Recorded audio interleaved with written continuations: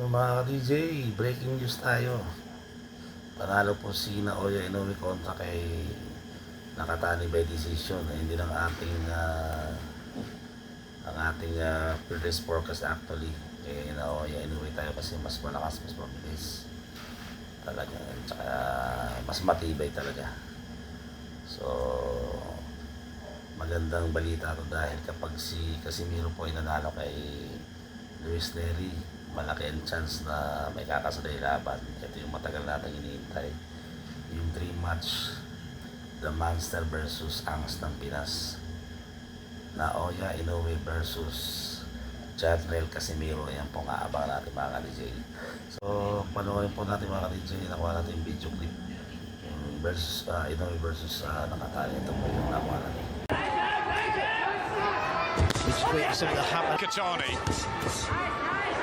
He's been here a long time, more recently, but still those 27 knockouts. Good work from Nakatani. It is, but I knew he looks a little bit flat, doesn't he? I think Nakatani is really oozing confidence, but big Inoue comes back. And many miles on the clock. He had that first fight. We're asking for 15 rounds to come back. Yeah, that's good for Nakatani. And he is still the unified super bantamweight champion of the world.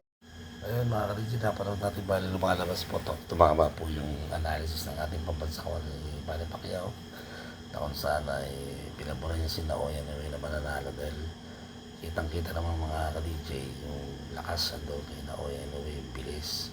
Doon lamang ng sa height si Nakatani sa reach. Pero kasi bagong akit lang to si Nakatani sa super bantamweight. So masana sa Naoya Inoue dito, mas komportable na. Tsaka mas mabigat talaga ang kamao nito. Kaya good news po yun dahil malaki ang chance na matutuloy na po yung labang Naoya Inoue versus Janrel Casimiro kung mananalo po ang ating kababayan. So hopefully manalo siya.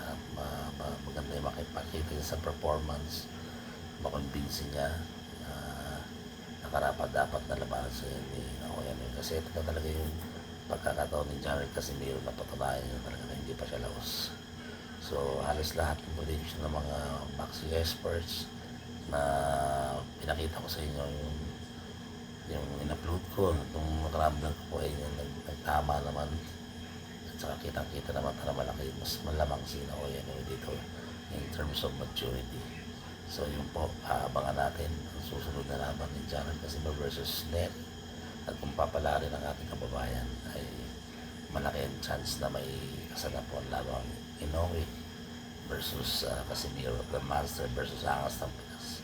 So maraming salamat po sa lahat ng sumama. Hanggang sa muli, ito po si DJ Master sa sabi, laban lang, God bless you also, my next vlog.